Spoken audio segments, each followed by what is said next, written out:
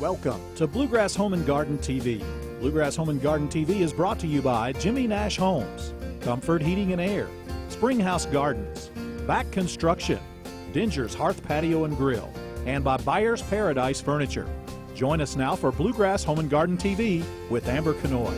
Hey, we are down in Somerset, Kentucky with Buyer's Paradise, Brian, and you are going to give us a little bit of information about things we need to consider when buying furniture. Let's start with one that I'm dealing with right now, dogs. So what is the best option, especially since we spend a lot of our time in the living room? What do we need to think about when selecting furniture for our living room when we have dogs? Well, a lot of times whenever you're looking at furniture and you have a dog, the size of the dog may come into play, the type of hair that they have. A lot of times we recommend microfiber such as this. Okay. It keeps the hair on top of the surface instead of going down into the fabric like a lot of traditional fabrics do. Oh yeah, the one I have right now. Luckily I don't have a dog that sheds, but when dogs come to visit that do, it's a little bit of a nightmare. One of the cleaning coat on this is just a damp cloth, so if you get something on it, you just wipe it right off with a damp cloth. You can use some tape, you know, or even a roller to help get the hair off. Okay. The other choice would be is a bonded leather. Okay, which we have behind us. Yeah. Now, when you say bonded leather, a lot of people don't even know what that means. They're like, is that faux leather or is it?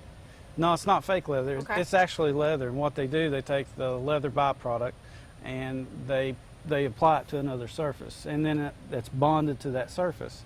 So we come up with the look and the feel and the touch of leather, but it's bonded leather, and you actually have a big savings compared to top grain leather.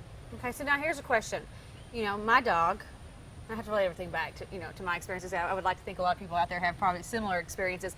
My dog likes to bury things in the corner of the cushions, dig. I always joke that she's trying to like get the china or something away from me. Is leather the best option then if you've got a digger? It may not be because, you know, their claws are going to get into it, and it is a natural made substance, leather is. So you may want to go with the microfiber. Okay. A lot, of course, depends on the size of your dog. If it's a little bit of Yorkie like I have at home, he's probably not going to damage that leather at all. But if it's a Rottweiler or a boxer living in the house. Right. If you got a big dog. Or cats. Or cat, yeah. That haven't been declawed. Right.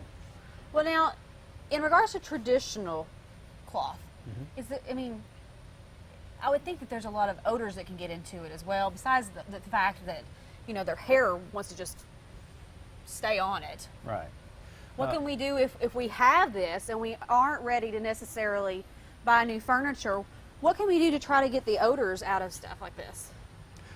Sometimes one of the things that you can do in the traditional type of furniture is take the cushions off. If this is a sofa that's a non-reclining, you take the cushion off, unzip it, pull the cushion core out. You might be able to wash the cover. Okay. If the cushion core, if you get it soiled really bad and just can't get like cat odor out of it, you may need to get a replacement core to put in it. Okay, so there's an option. You might not have to replace the entire couch, just the, you know, the cushions that are actually inside. The cushion core. All right, well that is a lot of stuff to consider when buying furniture if you have cats or dogs. So if people have questions for you, how can they get hold of you? They can contact me at Buyer's Paradise in Somerset, Kentucky. We're at lot number 28. Our telephone number is 606-679-8051.